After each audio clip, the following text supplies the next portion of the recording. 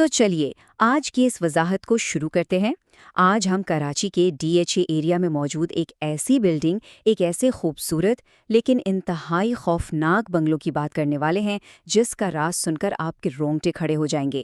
یہ کوئی عام کہانی نہیں ہے، یہ مختلف دوروں کی گواہیوں اور حقائق پر مبنی ایک ایسی سچی وضاحت ہے جس نے کئی خاندانوں کی زندگیاں بالکل بدل کر رکھ دیں۔ ذرا تصور کیجئے، کیا ہوتا ہے جب کسی گھر میں وقت اچانک رک جائے؟ سوچیں، زندگی کے اس بھاگم بھاگ میں کیا واقعی کسی مخصوص جگہ پر وقت ٹھہر سکتا ہے؟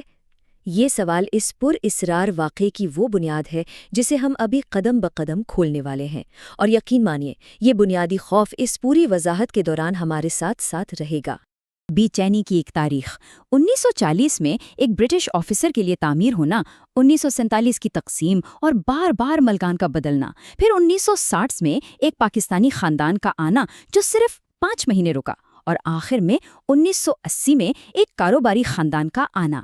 اب دیکھیں، اس گھر میں جو کچھ بھی ہوا نا، وہ اچانک نہیں ہوا، یہ پوری ایک ٹائم لائن ہے، دہائیوں پر پھیلی ہوئی بے چینی کی ایک سیریز۔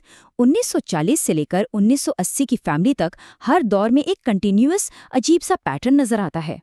ہم اس گھر میں رہیں لیکن کبھی اس کے مالک نہیں بن سکے۔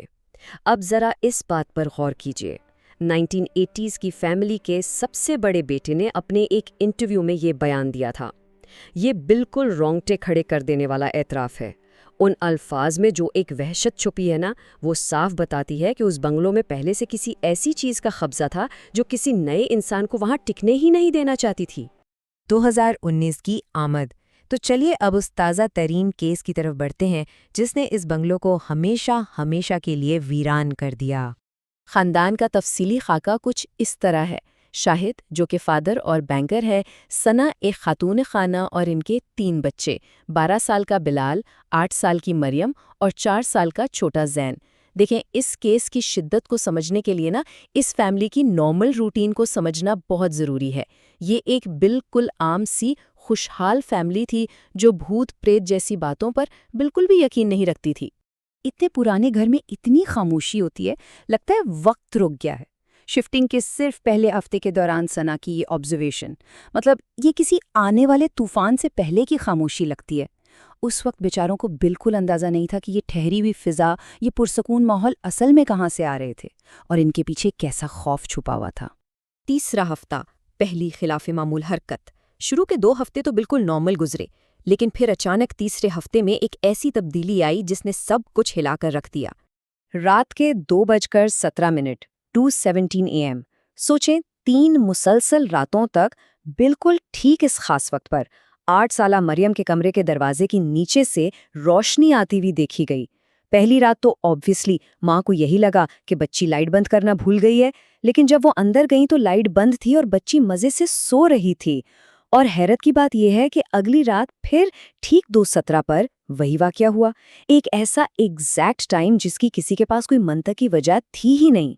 اماں انکل نے کہا ہے آنکھیں بند رکھو۔ تیسری رات جب شاہد نے دروازہ کھولا تو منظر سچ میں خوفناک تھا۔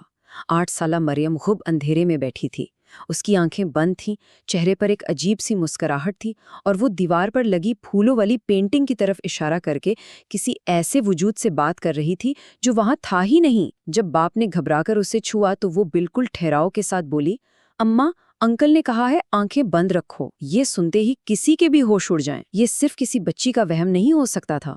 اندھیرے میں ایک انکل؟ اب یہاں سے معاملات اچانک ایسکلیٹ ہوتے ہیں، اور خوف صرف ایک بچی تک محدود نہیں رہتا۔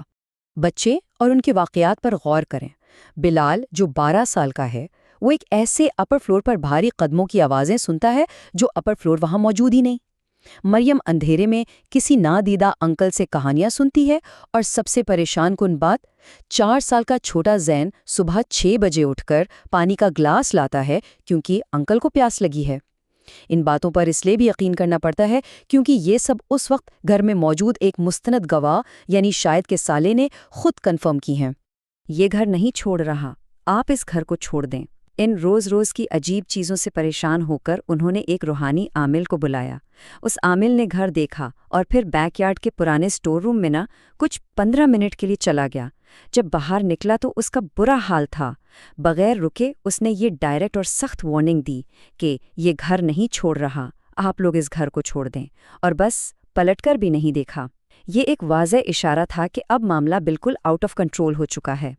7ویں رات عامل کی اتنی کلیئر وارننگ کے باوجود فیملی کا گھر میں رکنے کا فیصلہ انہیں ایک ایسی ٹریجڈی کی طرف لے گیا جس کا کسی نے سوچا بھی نہیں ہوگا۔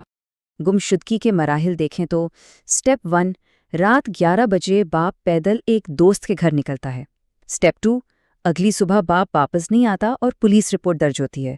سٹیپ 3، تیسرا دن باپ پچھلے حصے کے سٹور روم میں بند ملتا ہے۔ کرونولوجیکلی دیکھا جائے تو یہ پورا سلسلہ حیران کن ہے۔ رات 11 بجے شاہد بنا کسی خاص وجہ کے پیدل ہی نکل گیا، اگلی صبح تک کوئی اتا پتہ نہیں، پولیس انوالو ہو گئی، اور پھر تیسرے دن وہی باپ اسی بیک یارڈ کے سٹور روم میں اندر سے لاک ملتا ہے جہاں وہ عامل گیا تھا۔ ایک جیسی مسکراہٹ، مریم اندھیرے میں بیٹھے ہوئے آنکھیں بند کیے ایک ندیدہ وجود کو پینٹنگ دکھا رہی ہے، اور شاہد 3 دن بعد سٹور روم میں بند ملا ایک کونے میں دیکھتے ہوئے بالکل ویسے ہی مسکرا رہا ہے۔ اب یہاں ایک ایسی وحشت ناک سملیرٹی ملتی ہے جو انسان کو اندر تک ہلا دے۔ ایک طرف بیٹی کی وہ عجیب سی مسکراہٹ تھی جو وہ اندھیرے میں انکل سے بات کر رہی تھی، اور دوسری طرف باپ جو زندہ تو تھا پر بول نہیں رہا تھا، بس ایک کونے میں گھور رہا تھا، بالکل ویسی ہی خوفناک اور ٹوٹی ہوئی مسکراہٹ کے ساتھ۔ 2:17 AM کا گہرا ربط۔ چلیے اب اس عجیب کنیکشن کی طرف آتے ہیں جو اس کہانی کے مختلف دوروں کو ایک ساتھ جوڑتا ہے۔ دہائیوں پر مبنی گواہیاں، 1960s کی فیملی، 1980s کا کاروباری خاندان اور 2019 کی فیملی، ان تینوں خاندانوں کی ڈیٹیلز پر غور کریں تو سچ میں حیرانی ہوتی ہے۔ ان کا آپس میں دور دور تک کوئی تعلق نہیں تھا، لیکن جب بھی انہوں نے ان واقعات کو رپورٹ کیا تو ان سب نے آزادانہ طور پر بالکل ایک ہی کامن ڈیٹیل شیئر کی۔ اور وہ ڈیٹیل کیا تھی؟ 2:17 AM، رات کے 2:17۔ تینوں خاندانوں نے ایگزیکٹلی یہی بتایا کہ جب بھی اس گھر میں یہ خوفناک ڈسٹربنسز شروع ہوتی تھیں، ان کا وقت ہمیشہ یہی تھا۔ اس مخصوص ٹائم کا الگ الگ دہائیوں میں بار بار سامنے آنا کوئی عام اتفاق نہیں ہو سکتا۔ ایک ما فوق الفطرت کیس میں یہ 2:17 AM ایک ان بریکیبل میتھمیٹیکل کانسٹنٹ کی طرح سامنے آتا ہے جسے کوئی جھٹلا نہیں سکتا۔